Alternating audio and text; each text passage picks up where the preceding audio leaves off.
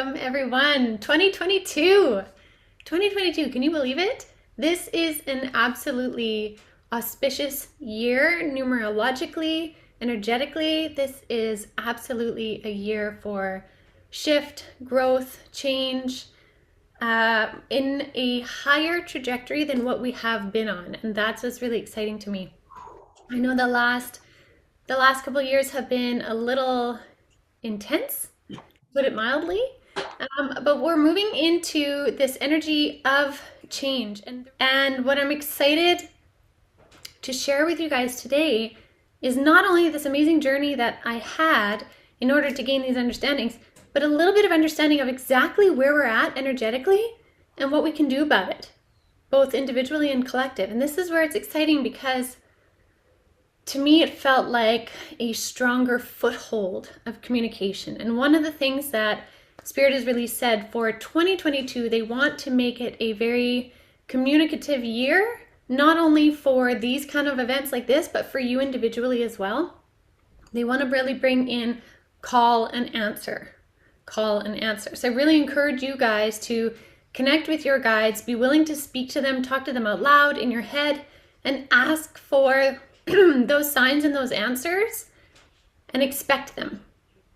Okay, that's the other piece, is expect them. Draw them to you with that energy and it'll prove to be really powerful this year. Okay, now as a little caveat, they may not always come in the way that you wish, but if you are open to how they can present themselves, you'd be amazed at how much communication there is. Okay, so that being said, to start off this beautiful year, this great, strong, powerful, shifting year, we are talking about embodiment.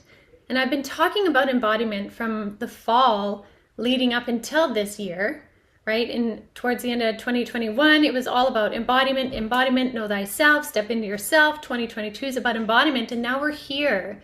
And now it's about learning how to truly do that, use it, be it, and go from there, right? It's the next phase of movement. So today we're going to talk about embodiment. We're going to talk about why duality is important to the trinity. Okay, and I know that's like words that we know, but sometimes how to apply it, it's like, what does that mean? And I'm going to break it down because they broke it down for me. We're going to talk about how that relates to embodiment, how that relates to our chakras, and like I said, talk about where we are at in the ascension process right now. So this all started with these insights I started getting from Spirit the last little while.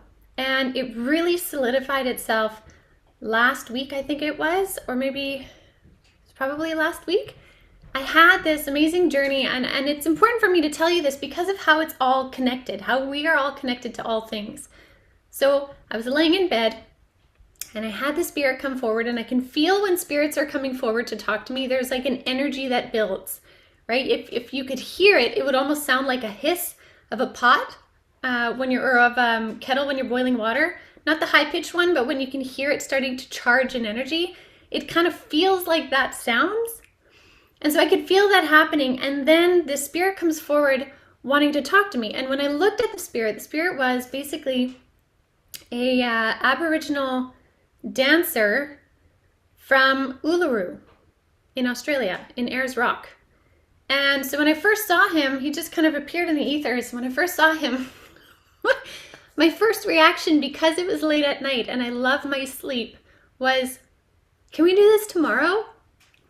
Can we chat tomorrow by chance? And he was like, he just kind of disappeared.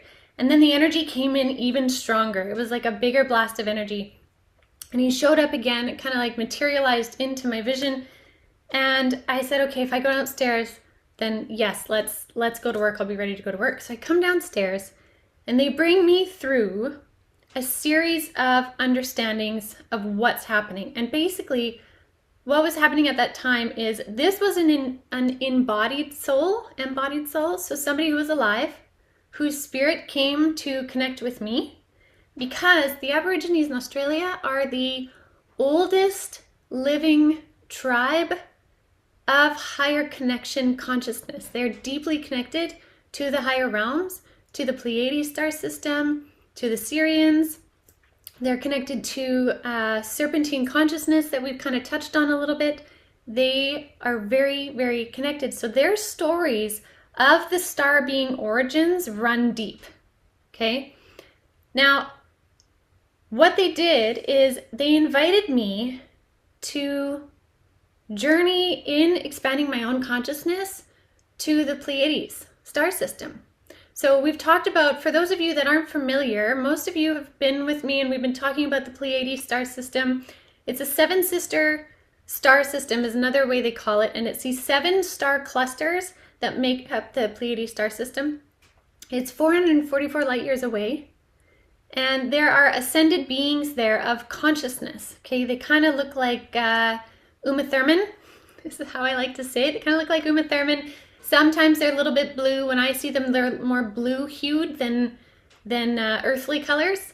But some also say that they do contain more earthly colors. Again, perspective is everything. Anyways, they have already gone through their process of ascension. They've already gone through the journeys that we're going through on Earth right now, and they are part of the Earth Alliance to help us grow and ascend as a planet. Okay? That's that in a nutshell. Now, there's others involved in the Earth Alliance, but for this purpose, they brought me to the Pleiades star system. Now, when I went there, I thought, oh, I'm gonna, land in vision state on one of the planets or something and see something. But what actually happened was I got to that Pleiades star system and I got to connect with each individual star consciousness. And that's what made it really different. It's kind of like when we say connect to Gaia, connect to Mother Earth, connect to the consciousness of Mother Earth. There's a consciousness there, right? Embodied as Earth, as a planet. Same thing goes with the sun. That's why it's been revered as a solar deity. The sun has consciousness and light.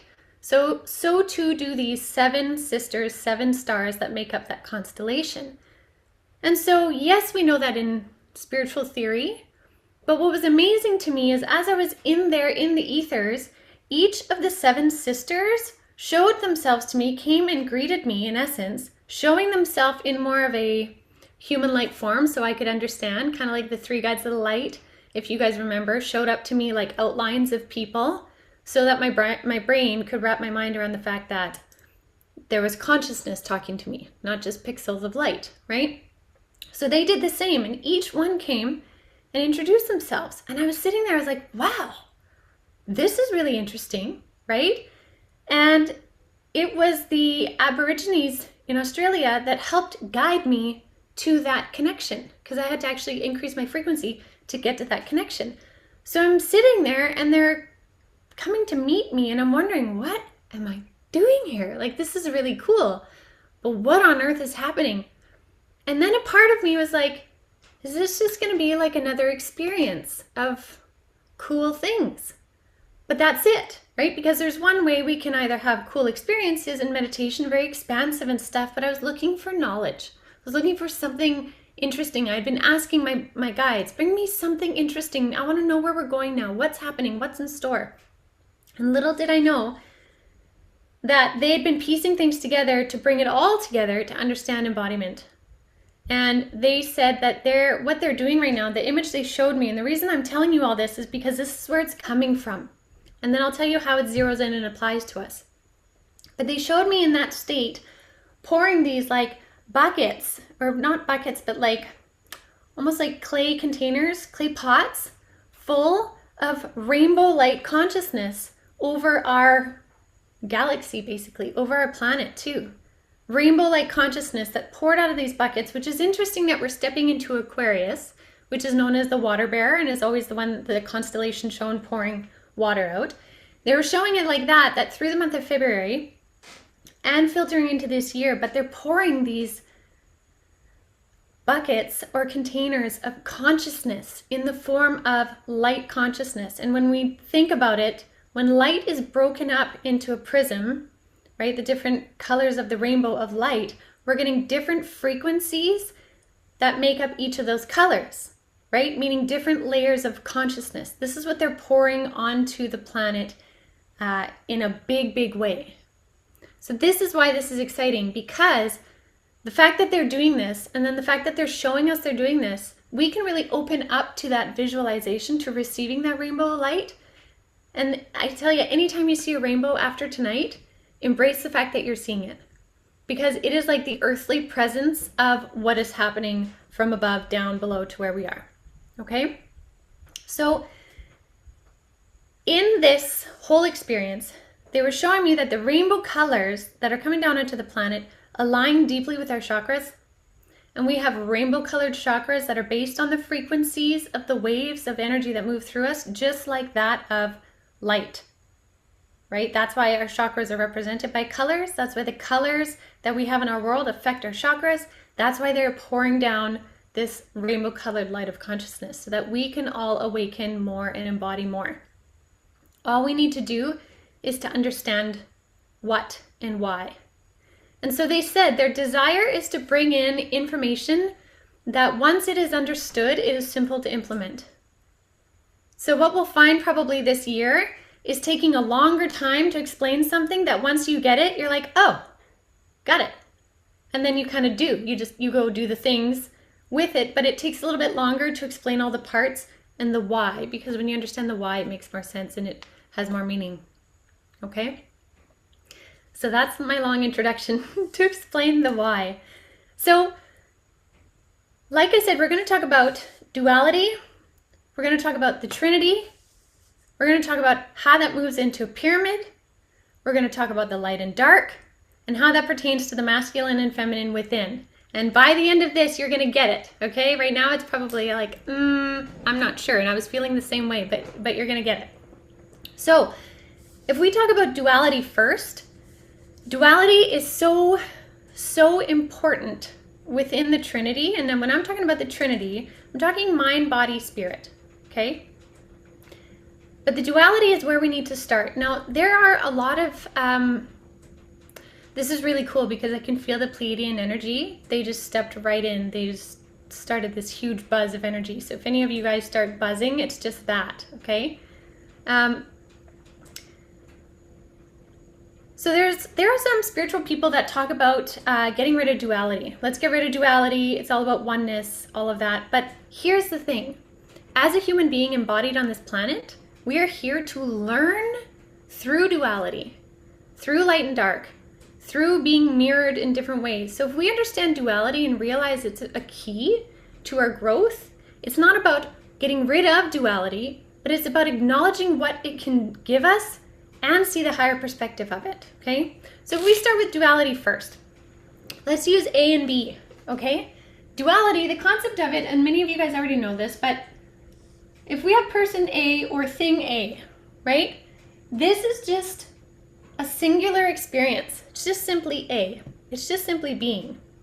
A doesn't know enough about what it is to be something until it can be reflected off of something else. It needs to see itself.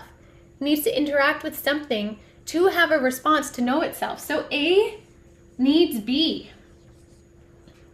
Because by A having an energy exchange with B, B can then reflect back something to A, which gives A a reference point of what it's doing or how it's being, right? Just like in order to know light, we need to know dark. We have to appreciate what dark feels like to really appreciate what light is, right? So that's duality. We need duality. Duality is a good thing. We need to know what it is to be sad in order to really live and feel in happiness, right? When we kind of squash out trying to feel our emotions, we become neutral and void, and we kind of sit in this center point. We're not either, right? So we need duality.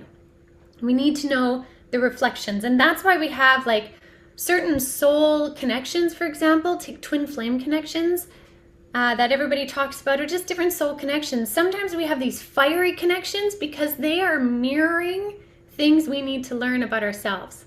It is a reference point. They're the B to your A, right? Or the A to your B. It's a good thing. We need that. So that's duality.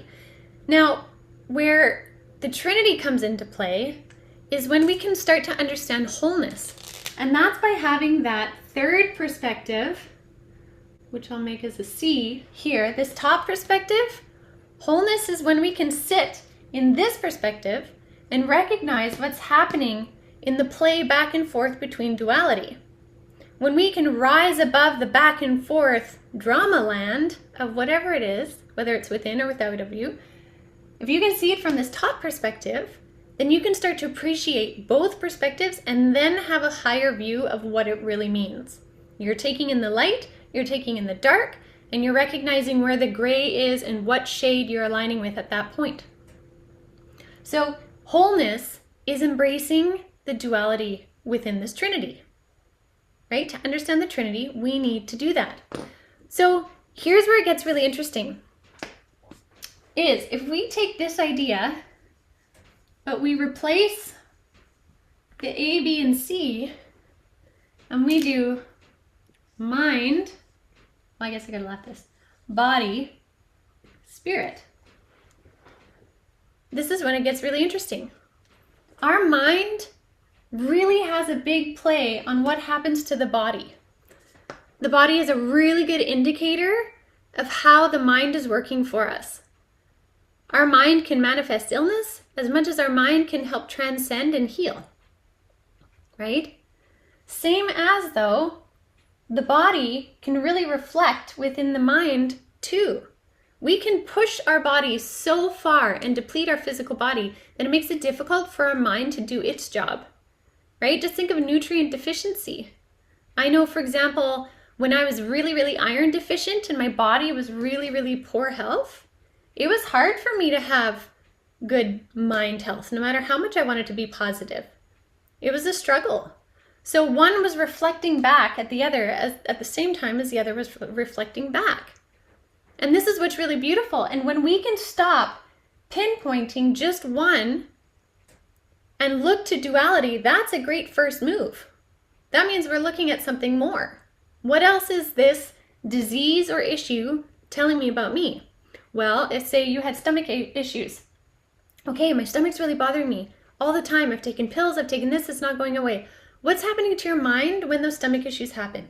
Well, actually, I'm totally stressed out. I don't talk about my stressors. I kind of bottle them up in my tummy, and when I'm super stressed, well, everything shuts off. Well, isn't that interesting what is being mirrored back? Now then, the part where you start to master a little bit of your life and your healing and your wellness is when you start to take it up to observing what the mind is doing, observing what the body is doing from this higher spirit perspective. Then you start to change how these two interact. You allow them to start to kind of work together and show you more of the picture.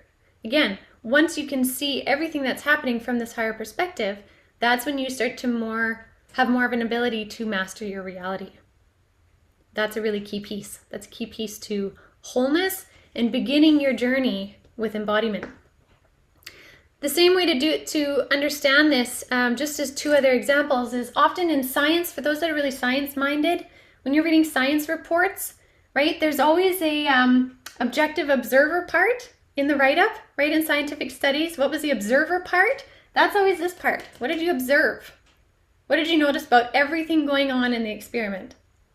So that's one way to see it. The other way to see this too is, like I've said before many times with the soccer game analogy, this is that view from being up in the stands. These are the two teams that are playing against each other, and it could be a really fun camaraderie game, or it could be an all-out war between the two of them, but this is the perspective from the stands. Okay, so that's your first start of embodiment, is to try and pull what you're experiencing in 3D world, because this here, really, this is 3D life here on Earth. Observe that from up above. And that'll start to give you keys to what's going on in your world, okay? So that's step one. Now, this is where it gets interesting. So that's when we look at it in one dimension. Now we're gonna break this into an even deeper version, and I'm actually going to redraw this here. Okay, so if we have, you guys see this? Yes. Mind, body, spirit. Remember how we said there is duality in all things? So this is duality in one form to understand level one. But to understand level 2, we have to remember that the mind has duality also. And the body has duality also. So suddenly, this becomes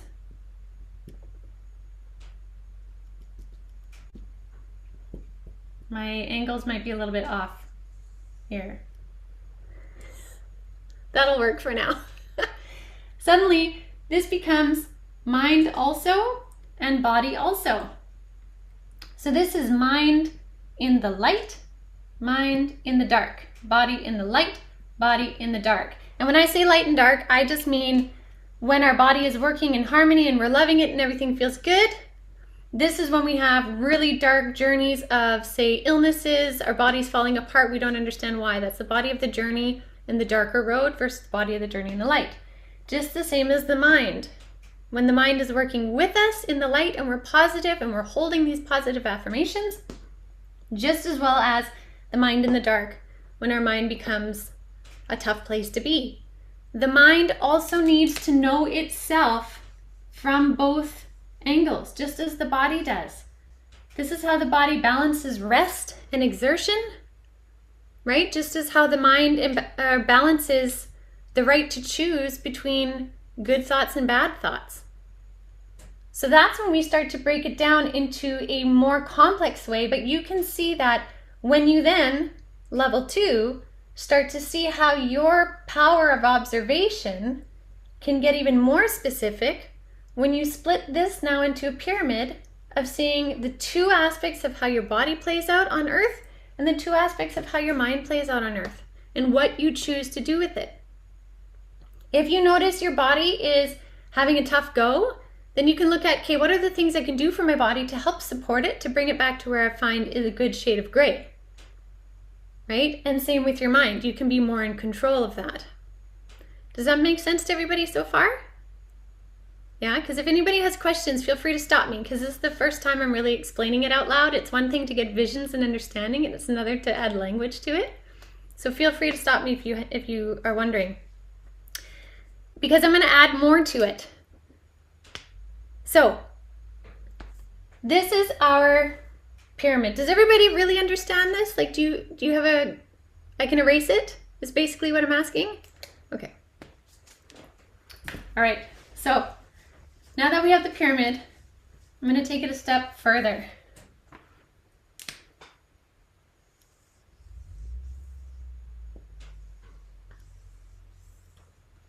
Okay, now we have the merkabah.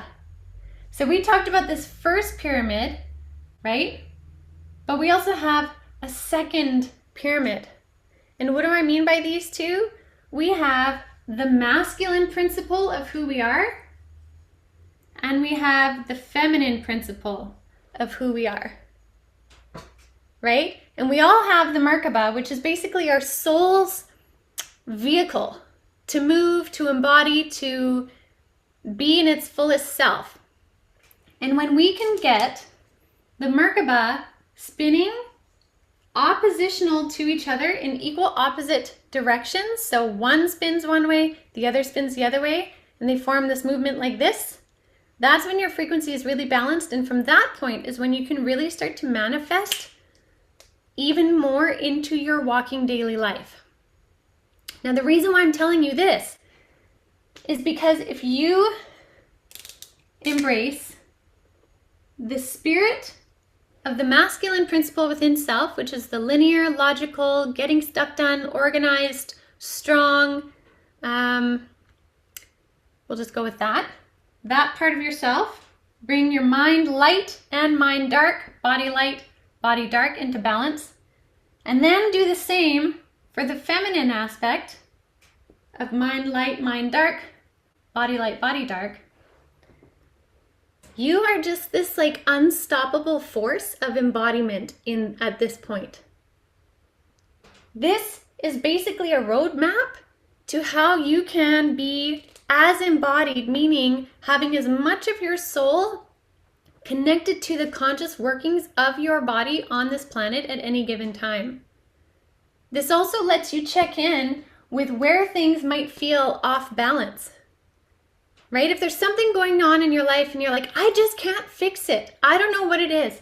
Well, Maybe you think you've healed, maybe you went through a trauma. And maybe you think you've healed your trauma because you worked on the mind, you healed the physical trauma from it. You know, you've done your forgiveness thing, your body mended, you've gone through your spiritual ascension, you're ready to go. Why isn't it leaving you? What is going on? Why can't I get over this? Why does it keep coming up? Maybe the layer for you is you didn't quite mend the feminine aspect of the darkness that it triggered in your mind. Maybe you are so deeply hurt, emotionally hurt. Yes, you understand what happened, but maybe there's hurt still there that needs the vulnerability. And when you mend that piece, all of a sudden, everything comes back online, right? So this basically gives you a roadmap to dive into where there are any imbalances, so that when you do a meditation, which we've done before, we did it earlier when I talked about the frequencies, you can get your frequency spinning with greater awareness for you to move forward. Does this make sense? Did I lose anybody on this part? We're following still so far? Yeah, good. Okay, lovely. Okay, so with this being said, so when Spirit told me that, I was kind of like, oh my gosh, I need to tell everybody I can think of. We all need to know this. It's a roadmap to being. This is spiritual roadmap.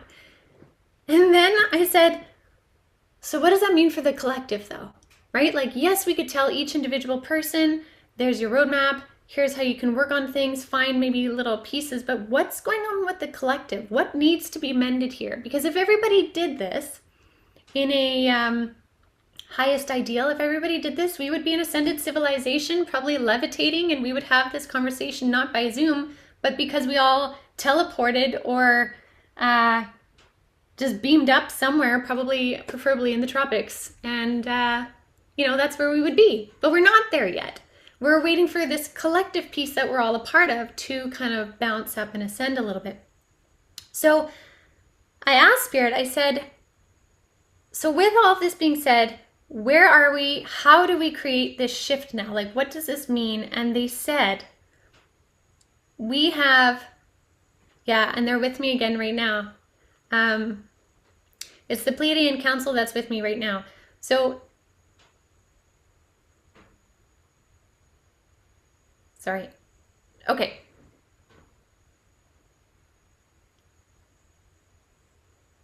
Okay, I'm going to draw a picture of this and then we'll email it all to you, because they're saying, can you literally give them this as a roadmap so they can check into it? So I'll do that. Okay, Lois, maybe you can remind me at the end.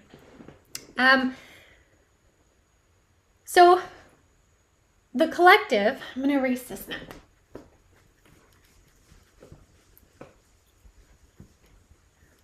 So we had a huge influx of energy shift, like we've been talking about. December 21st, the solstice was really big. After the solstice happened, I kind of was like, what's happening now? Right? I expected to know more, to download now more, and I was just waiting. And Spirit was waiting a little bit longer, and it wasn't until actually the beginning of this year, the 222, that this stuff finally kicked into gear. That it's like if we all got into a roller coaster, we all got strapped in, all of a sudden, New Year's Eve, the clock strikes midnight, we actually finally lurch forward. So we're in this forward momentum, and that's when I started to understand what was happening. And so they came in with this clarity to explain that there are two parts that are lagging behind in the collective. And this is important for you guys to know, not only for yourselves, but also in those around you, so that you may be able to better help those around you that are feeling stuck. It's two simple ways to view it. So in the feminine principle, okay, remember this is the feminine triangle, represents the womb, okay? The masculine triangle represents the phallus, the lingam. Within this, go like this. The feminine principle, they said, is about 60 to 70% there.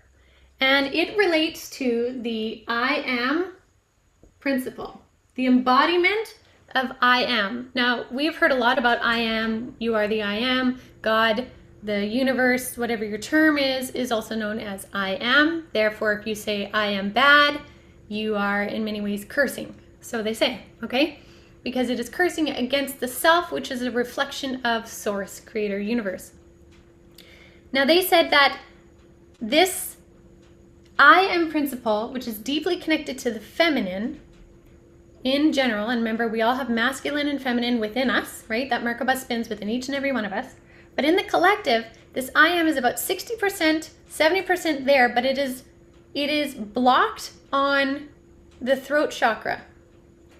So the throat chakra relates to the I am because within the feminine of many of us, gender not related, there's a difficulty to say I am either worthy as well as setting the boundaries needed to balance that I am. I am overtaxed. I need to not. I need to say no to this. I am recognizing my energy and I'm setting a boundary. So boundaries and the throat chakra, speaking truths, are really important for this one. Okay? So this helps you, this is speaking vulnerabilities, really. And for many of the feminine principle, there's a real difficulty setting boundaries and speaking them out. There's a lot of people that would rather brush off a truth, like if someone asked you to go to a thing, instead of saying, you know what, I'm totally just not into that band. I'm really sorry. I'm excited you got tickets. Thank you for thinking of me. I just don't actually appreciate them, and I think it'd be so much better if you picked someone that really appreciated them. That's the truth. And it's a kind truth, but it's the truth. Versus, yeah, I'll get back to you. I'm not sure. I'll talk to you later. Right? And then suddenly you just keep not getting back to them, and then you're busy, and then, oh, I'm so sorry. I forgot I can't make it. And then you're like, okay. When yet we don't have to do that. We can embody the boundary and speak in that boundary with peace and grace, right? So this again in the collective is about 60 to 70% there. So you guys can notice within self or within others who is trying to give you a boundary or trying to tell you their truth, and you may be able to just help coax it out of them, right? If you're like, hey, I got tickets, and the person's like, yeah. You can be like, ooh, is it not really your thing? Because that's okay. And they might be like totally white-faced, but like, yeah, it's not. Are you sure? That's okay. And then you teach them a lesson right in there, the value of just speaking the truth, even though it's a minor one. Does that make sense? Okay, so that's the I am. Now, in the masculine principle, again, not gender-based, this one relates to the we are. This is the collaborative one. And they said that this one is about 40% there. And I was like, oh, interesting. And this one is about what they need to work on is grounding and collaboration. This one needs grounding, really tethering to earth, coming down to earth, and a willingness to collaborate, meaning the we. Because there's a lot in the masculine principle that although is awakening, and they showed me it is awakening a lot, but it is stuck in what is often called the hero complex of, I saved the world, I did this thing, I can fix it for you, I will bear the burden so you don't have to. It's a common theme that runs through masculine principle. I have totally done this too. I have completely done this, like, no, I'll do it. I'll take it. I can handle this. I can handle this. I'll do this. I'll save it for you. Let me save that for you, right? Because it feeds back to our own ego. It feeds back to feeling like we're good enough. It feeds back to feeling like we've done something of value because we took on the burden. But Spirit's like, no, it's not about that. It's about collaboration now. Taking on that hero complex, which we see in movies like everywhere, right? We're just starting to see now, actually, though, Marvel comics coming together where you have like Thor and Captain America and Batman, or whoever, I might be mixing them, but they're actually working together in the same movies, right? Like that in itself in Hollywood is showing how we can collaborate. And I know that's a trivial example, but it actually has some value because most movies will have a single hero who saves the day. And that helps implement that masculine divine masculine energy of, I can do it all. I'll take it all on. But what happens is when that is being the focus, then it takes people out of their vulnerability as well, to the point of burnout. So when I come back to this, there are a lot of people awakening now, which is amazing to see. But where we're faltering on the planet is people not setting boundaries enough or speaking truths, and as well as trying to be the one that saves it because that validates them versus working together in the we are. So what we really need to do is balance the I am and the we are, both within ourselves. We can look at, where am I trying to do everything myself? I know I did that after the kids were born. I took it all on, like, listen, I had these kids, I birthed these kids, I can do it all, right? I might be sick, I might have no iron in my body, I might be going downhill, but I'm still gonna do it all because I felt like I was supposed to live up to some crazy idea that I should be the one hero instead of asking for help. And I'm not asking because I'm weak, I just could use help. It's coming back to community.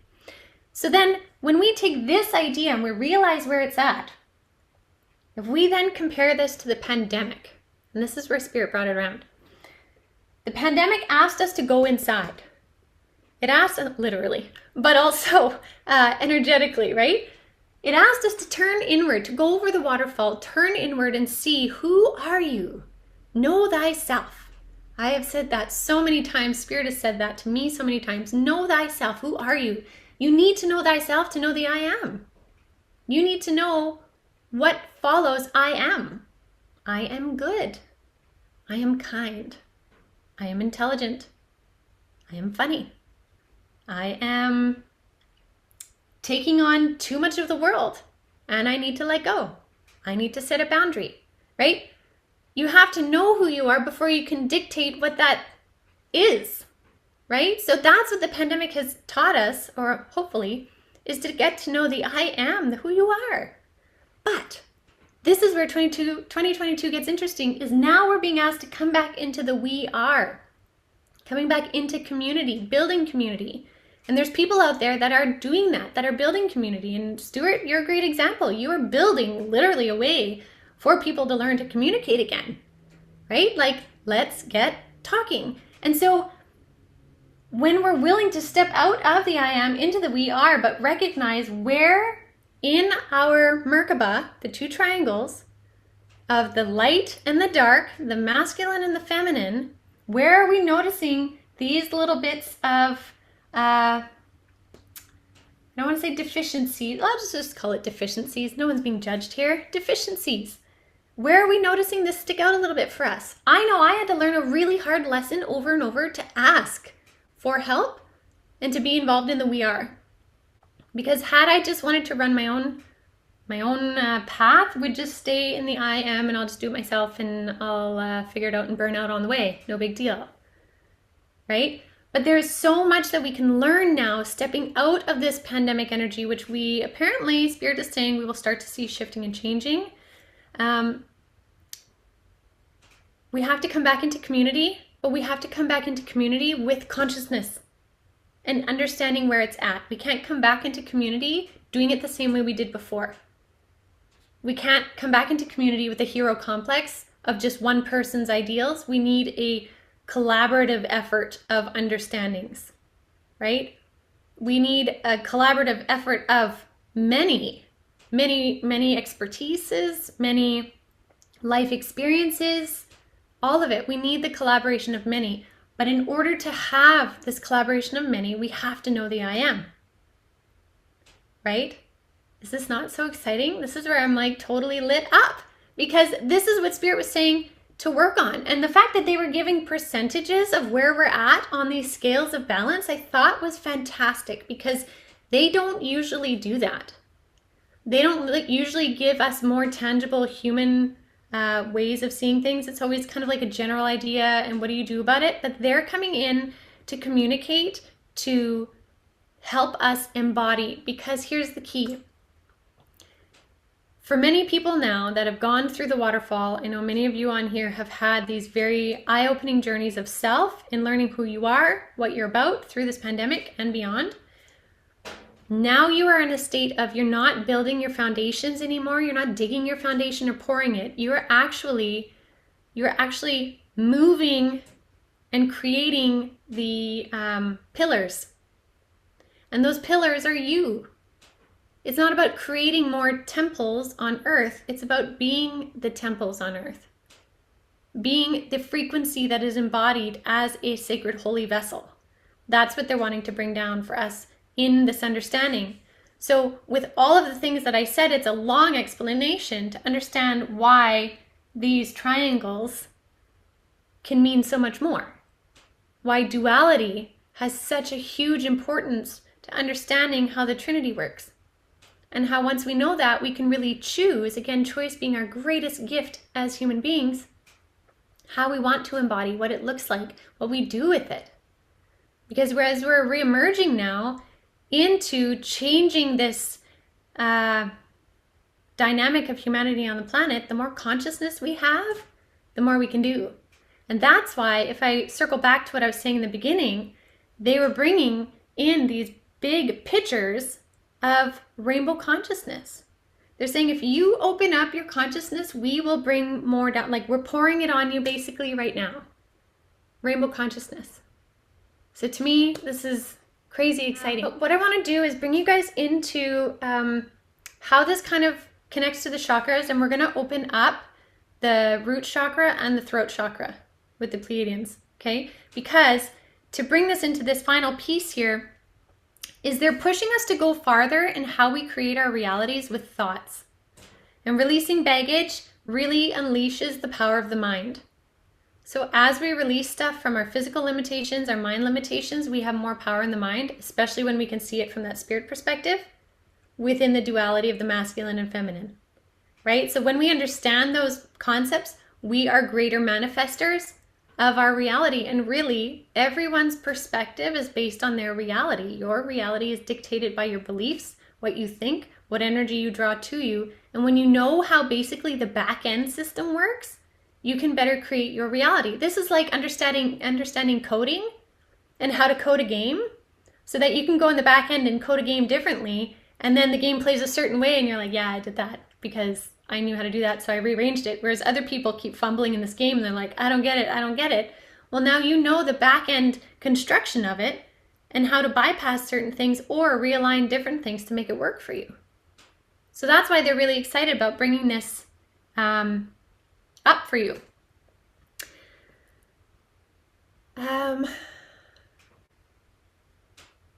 And this is really some of the introductions to truly understanding golden light consciousness, which is what we will talk about more as we go through this year as well. So this is higher light consciousness. Golden light consciousness is some of the highest consciousness we can have on our planet and actually utilize. So it's like a frequency of thought, which is one of the highest that human beings can be in collectively. It doesn't mean one person's more intelligent than the other. It means consciousness of thought. And I'm going to have to ask them how to explain that better because I don't at this moment know how to break that one down yet to explain it. But coming back to the rainbow and the rainbow light frequency and how it connects to our chakras, now that we understand this, now that we understand the light, the dark, masculine, feminine, the merkabah, all of that connects to our chakras. So our merkabah can have a wobble in it or feel like it's stuck based on one chakra being stuck or blocked. So say, for example, your throat chakra is really blocked. You don't speak your truths. You don't speak up for yourself very often. That can create a hesitation or stickiness in your merkabah spinning. So when you can connect with each chakra and fully open each one and have it flowing or mend whatever is stuck in there, then your merkabah can spin better. So that's why they're saying they want to help us bring in the embodiment, and specifically these two right now, so that those are really nice and open for you, so you can kind of release anything that's stuck in there, see what comes up, see what comes out, and further embody. It's just about further embodying this year, okay? Okay, so what I want to do with that then is I want to invite you guys, if you are so inclined, to join me on this meditation. It's going to be channeled through by the Pleiadian Council. They assured me they would come through. I asked if I needed to take any notes beforehand, and they said, no, we will come through. So I'm just going to take a minute here. I'll join all our frequencies with the sound bowl. So just if you can, close your eyes for a few moments. Settle your breathing to whatever's comfortable for you, at whatever rate and speed is cozy for you. And just recognize your surroundings, the way you feel, the way your hair or your glasses are, where your clothing is, how you're seated, any sounds in your environment. Just notice them,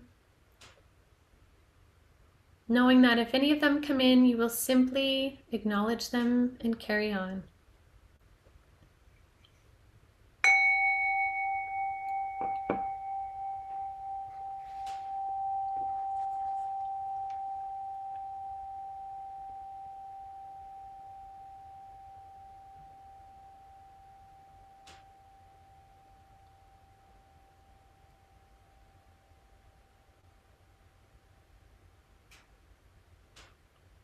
As the Pleiadian Council of Light, we are honored to be in your presence.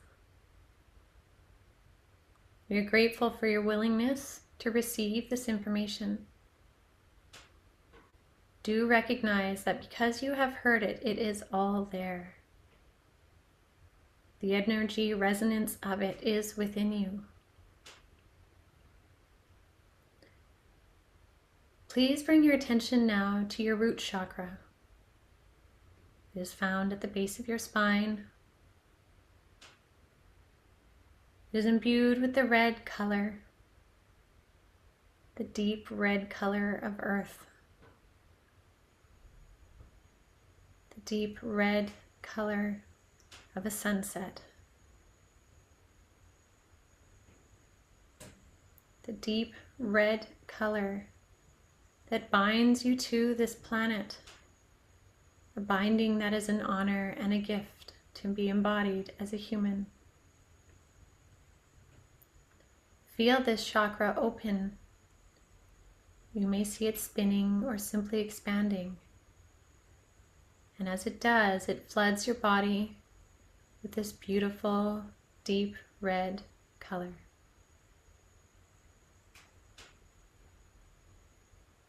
This is your connection to Earth. This is what keeps you grounded.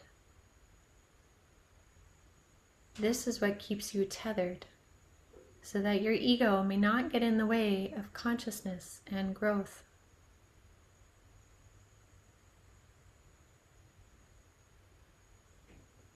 This energy is where you come to restore and rebalance. This is where you can plant your feet on the soil of your planet and be humbled enough to ask for help. This is where you can ask for that help within your community and recognize by asking you are also teaching. For in the receiving of help, we are also a teacher. We help balance out the cycle of give and receive. It is the energy of community that helps change frequencies in the collective. This is where we wish for you to focus. We wish for you to be grounded enough that you stay humble. For as you expand your consciousness, you come into knowledge that is far beyond what others know. As you come into that knowledge, you also come into an energy of peace, one which many others may not understand. May you be grounded enough to stay humble, to know that you are not better than, but simply attuned to something they so desire. And as you walk this planet, grounded and tethered, you can be an example by your frequency alone of what they too can attain within. This is your desired state of consciousness, but can only be had when tethered to the planet. Gaia, the energy of your earth, will ground you. Gaia will be there to support you in all ways.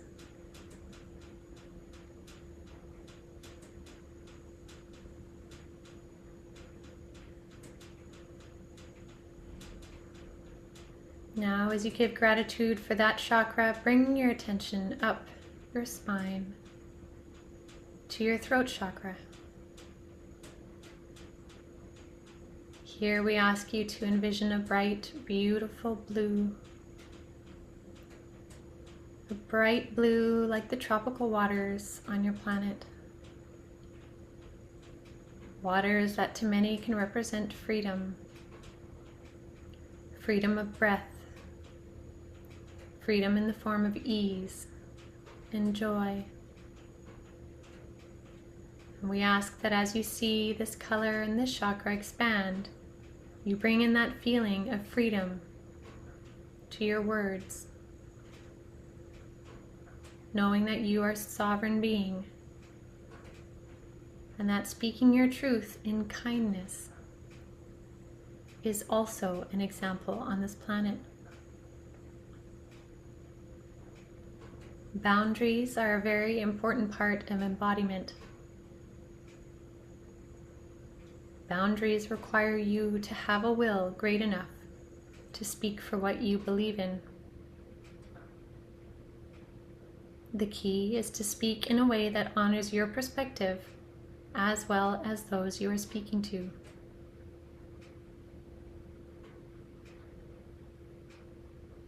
An open throat chakra allows you to express the feelings of your heart, the sounds of your soul, and the joy of your embodiment.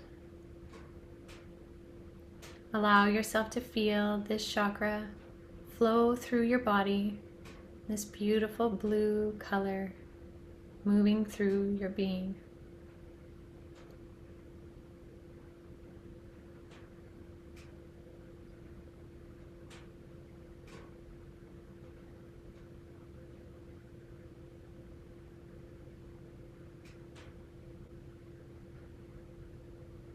We ask you now to notice these two chakras as you carry on your day. Notice when they light up. Notice when they are calling your attention to them. And when they do, make the time to see what it is. When you work in harmony with the energies that move through your physical bodies, you become connected to all things.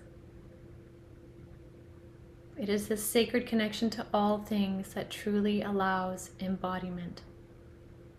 This is what you are ready for now. All the purging, the cleansing, the healing, the shifting that you have done over the last several years has allowed you to open up into this place now. We're proud of you. We see how far you have come. We see what you have moved through, and we see what you are willing to still do for yourself and this planet. And with that, we honor you with so much grace and love in our hearts.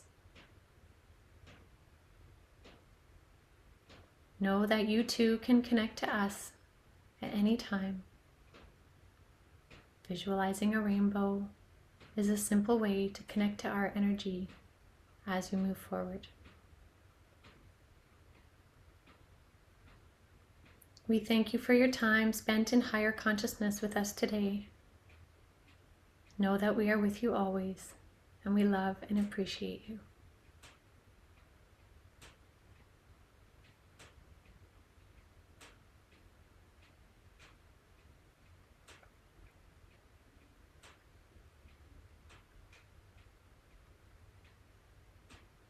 And now just deepen your breathing a little bit as you bring your consciousness back. And with the sound of the singing bowl, bring your awareness back to the room, knowing that all that was gained is now within your frequency.